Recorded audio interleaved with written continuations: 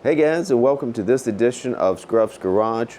So today in the garage I have my 97 TJ, has the 4-liter inline 6. Today's project is going to be replacing the exhaust manifold. Like many of them, maybe all of them, they will need a replacement exhaust manifold. They tend to crack. I'm going to be using this one from Hooker Headers. I got a really good deal on this as a scratch and dent on eBay. But you can choose whatever type of exhaust manifold that your heart desires. While I'm in there, because we're going to have to take the power steering pump off, obviously it bolts to the intake manifold, so I have a new serpentine belt that I'm going to replace. While I'm doing that, I'm also going to replace the motor mounts. Doesn't matter much for the passenger side, we're not working over there, but here for the driver's side, I think it'd be a little bit easier to get access to that motor mount while we have the intake manifold and the exhaust manifold out of the way. Really, my motor mounts aren't in that bad of condition, but since I'll have access to them, I feel like now maybe is the time to do it. So that'll be part of my project. Keep in mind, depends on the exhaust manifold that you get. This one from Hooker did not come with the little donut gasket that you'll need, so you may want to order one of those. I got a little Felpro 60836. Felpro also makes a replacement hardware kit. The studs, right, it'd be these guys that hold the, well, you can't really see, but it holds the intake and exhaust manifolds in place. Often, obviously mine's a 97, they tend to get rusty and old. So having a replacement set really wasn't that expensive. The exhaust manifold did come with a gasket, but they shipped this gasket loose in a box with a heavy exhaust manifold.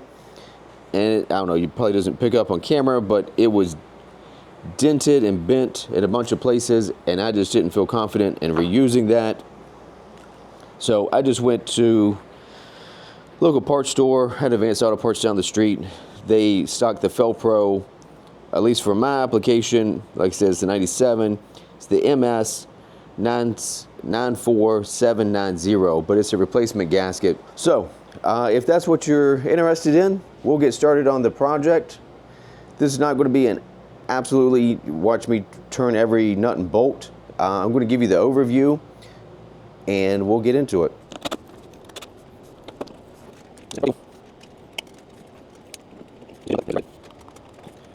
We can disconnect some of our electrical connections, coolant temperature sensor, our fuel injectors. So a slightly closer look, electrical connector here, one that goes right there. This blue guy, the blue boot goes right there. Then there's also a sensor connector right there. This guy will go to. And then there's a sensor that goes there. We've got the vacuum port for your brake booster. You have a vacuum port right there as part of your evap system. And then this port here, this little evap line we pulled off a moment ago. I disconnected this vacuum line here at the valve cover. To gain some additional access, I'm going to remove this charcoal canister. I'll probably take the whole bracket off. There's 3 bolts, 1, 2, and then a third one right there. That allowed me to kind of move this back and out of the way. There's also one more sensor here towards the back of the intake manifold. That's running down to an oxygen sensor, so make sure you disconnect that. There's a little bracket down here that hangs off the intake manifold, but it holds up the fuel line.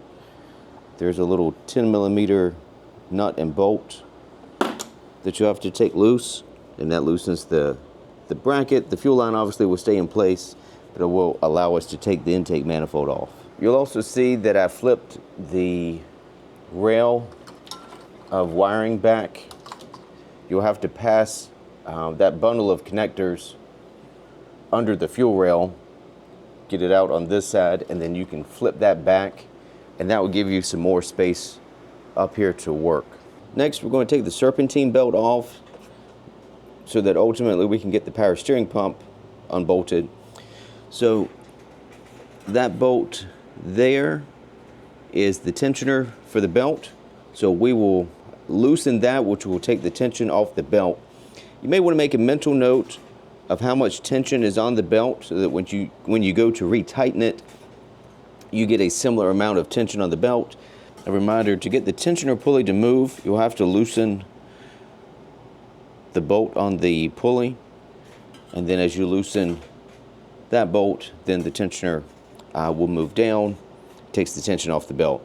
I would also recommend, you may want to make yourself a diagram of the belt routing. It's easy to forget what goes where. Can save you some frustration. Next, to take the power steering pump off, to get to the bolts, I don't know, you can kind of see through there. See, there's a hole in the top of the pulley that will align so that you can get a socket. You have to use a deep 13, and it will allow you to loosen the power steering pump bolts that go into the intake manifold. So I'm going to do that next. There we go. Let's look at it. Once you get the 3 bolts out, you can just kind of lay the pump to the side. Obviously the power steering lines are still connected, so you can't go far with it. We may end up taking this reservoir out. This reservoir comes out pretty easy. I've seen some people take it out. We'll disconnect the line, bump it up, and this will come out. Next, we need to disconnect our fuel line over here. Depending on the last time your Jeep ran, you might have some residual fuel pressure still in the rail. There's a little service cap here. There's a little Schrader valve. Take a rag, watch your eyes. Yeah, so no fuel pressure there. But you can bleed off any pressure that may still be in there. Get this little locking tab. Slide a screwdriver in, lift up. That pulls off. Then you need a disconnect tool. I believe it's this one. Let's take a look. If you don't have these, you can pick these up pretty cheap, most auto parts stores, or of course, Amazon.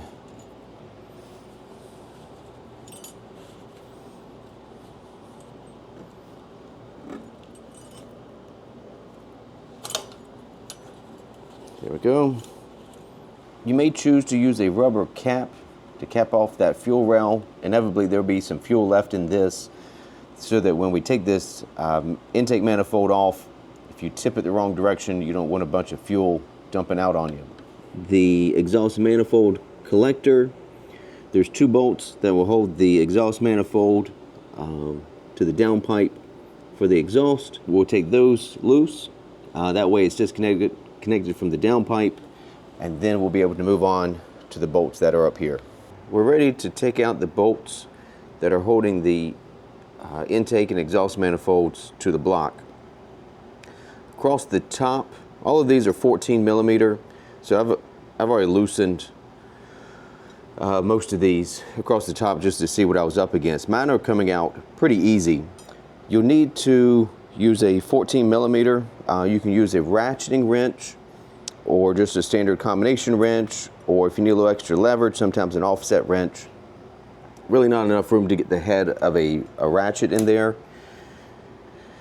But these are only torqued. These bolts are 24 foot-pounds, I do believe, and then the ones with the nuts are 23, so they're not really in there that tight. It's just a question of how long have they been in there. So I've loosened all the ones across the top. I'm going to go under now. Here, let me show you. If you can see this, this is my terrible drawing, but this, imagine this is the exhaust manifold. So we've got 5 bolts across the top, 6 and 7 are the studs with the nuts, and then we have 4 more bolts along the bottom.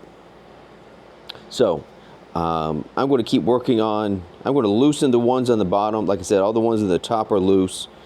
I'm going to loosen the ones on the bottom, and then I'll take the ones on the top out and I should be able to lift the intake manifold up and get that out. Then we go back and take the bottom ones out and take the exhaust manifold out. So that's next. Okay, so here's how I got the 4 bottom bolts out. I got them from the top, but with the ratchet angled down like this. So you have to come down and under to get to the bolts. Honestly, they're very difficult to get to. They're very difficult to see. The front 2, you can kind of see through the front wheel well. That helps you line up the ratchet. The back 2 are very difficult to see. Your best bet is to have a flashlight from the top, and that will help. You can just so slightly see the head of the bolt from the top side, and that helps you line up the ratchet. But be prepared. I think this is probably the most difficult part of this, is just getting to those to get them out. Okay, I've gotten all the bolts along the top now taken out as well. So that's all of the bolts except for this last one. That's what's holding this intake manifold up, but you can see it's loose. Mine was loose on its own, but if you need to give it a light tap, if it's been on there for a long time, a light tap with a dead blow or a rubber mallet can help loosen it up and just get it to break loose from the seal. But obviously this is aluminum, don't hit it too hard. Double check, make sure you've got everything disconnected, because you don't want anything hanging you up now. We'll take this last bolt out.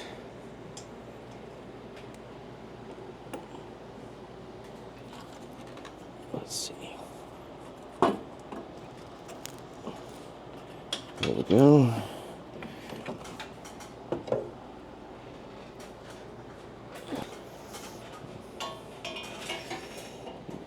Getting hung up just a little bit on the downpipe. I think we're almost loose. There we go. And of course, don't forget the old exhaust manifold gasket. You'll need to clean up the mating surfaces between the cylinder head and the intake manifold and the exhaust manifold. The block, the head is cast iron, so you can go at that with the whiz wheel. I mean, obviously don't get crazy, but you just want to make sure there's no gasket material left over. Stuff rags in each of the ports. You don't want any debris getting into the motor. The intake manifold obviously is aluminum, so I probably wouldn't go at that with the whiz wheel. You may take off a little too much material, want to keep it flat. So I used a razor blade and some throttle body cleaner. I cleaned that up. While I had it out, I also cleaned out the throttle body. There was some goop in there. And then I'll also show you, if you can see right there at that weld. Yeah, you can see the crack there. And it's really where they welded all the way around there. You can see some exhaust had been coming out there, kind of a hot spot. And this is the newer style exhaust manifold with the accordion flex pipes. But that did not seem to make a difference in keeping this manifold from cracking.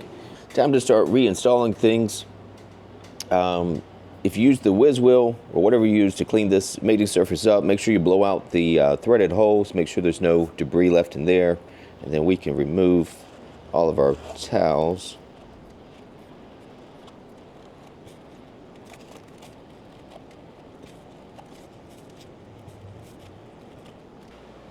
Next, we'll install our gasket.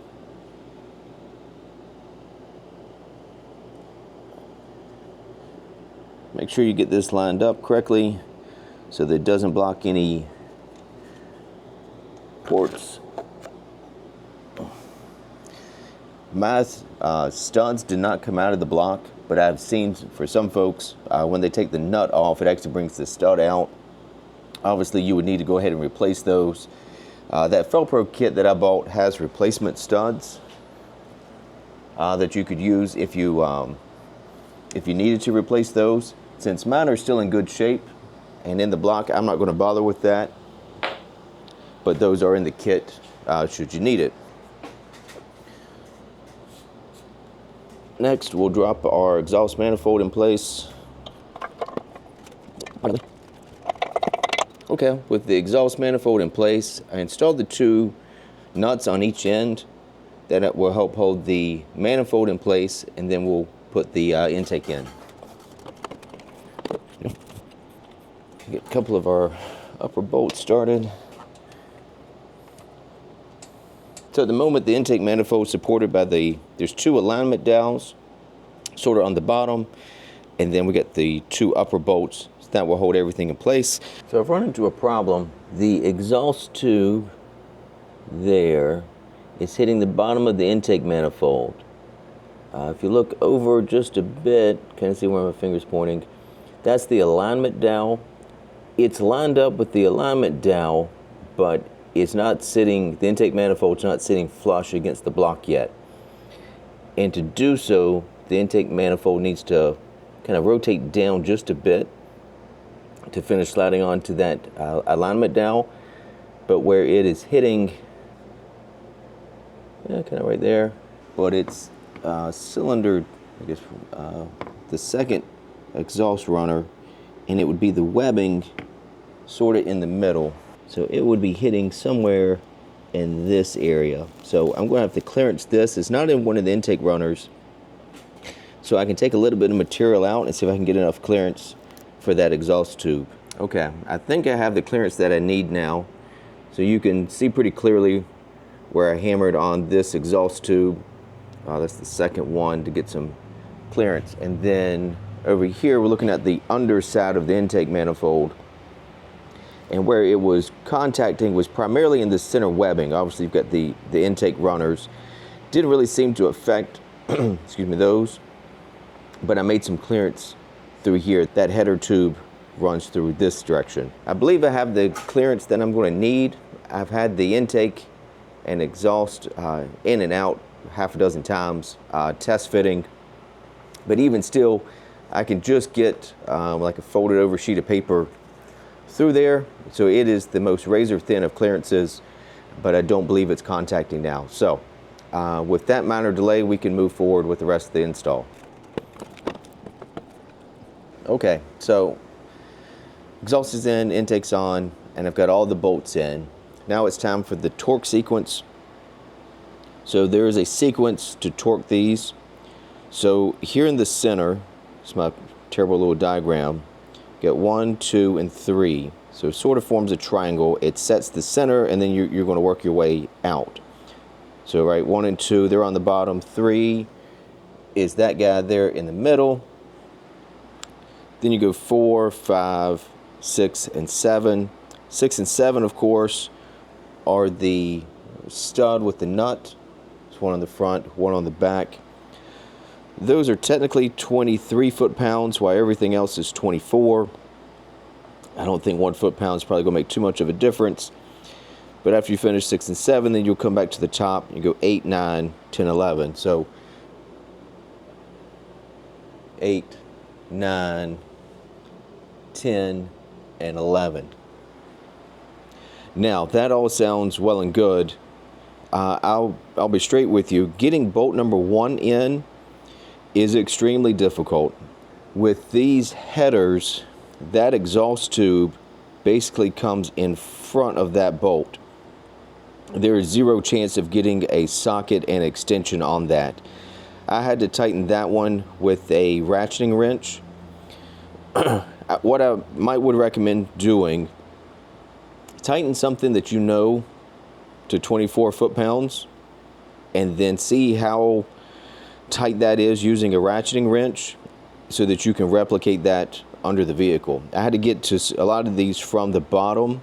A couple of these I could get from the top with the extension setup that I had showed you when I was taking them out.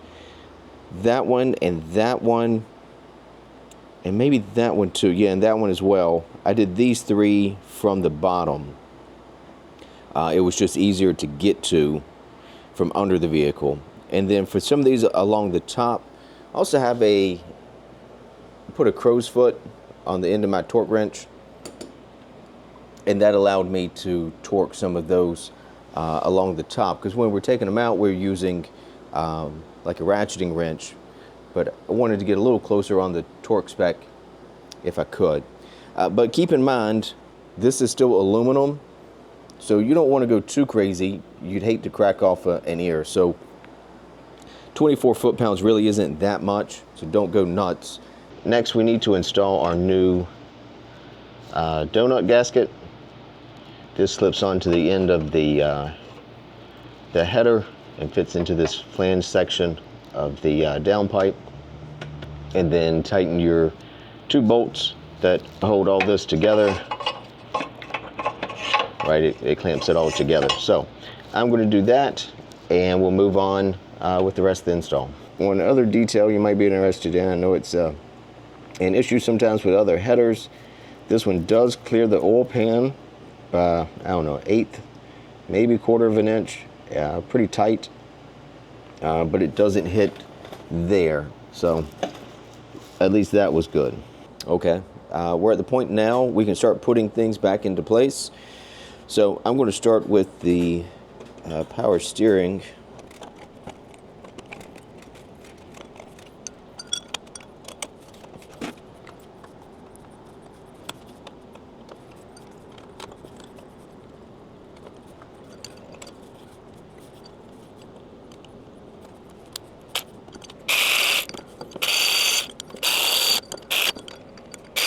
The closest torque spec I can find for this power steering pump, I believe, is 20 foot-pounds. Obviously, these are a small diameter bolt going into aluminum threaded intake manifold, so don't put much torque on them. Just want them to be snug.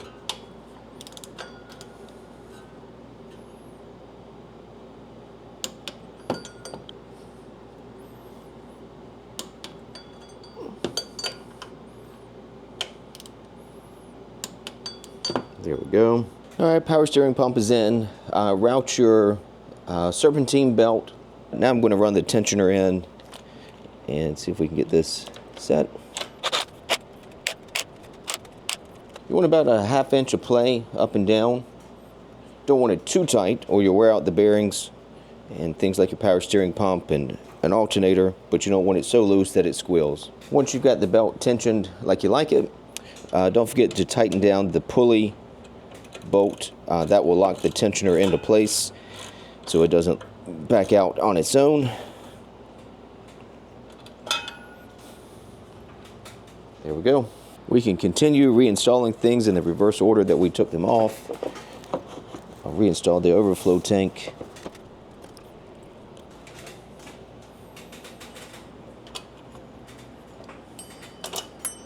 We can reinstall our fuel line.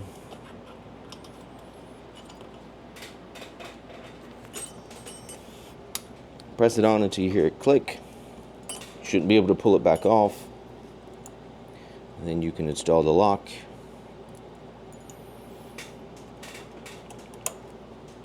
Don't forget, under there's a bracket down here that holds that fuel line up. Make sure we get that tightened back up too. Okay, we're almost done now. If you removed it, remount your charcoal canister and your purge solenoid. The bracket with the 3 sheet metal screws that goes there to the fender. Then run all of your wiring back. The good news, all of these electrical connectors are different size and shape. So if you can match your shapes, then you can reconnect all of your wiring. Don't forget the oxygen sensor guy. He tends to fall down to the bottom, so don't forget that guy. Fuel line's connected. Evap line, vacuum line for the brake booster. Reconnect your throttle cable. Gets routed there. All your vacuum lines. So at this point, we'll take our rag out of the intake and then we'll reinstall our air intake.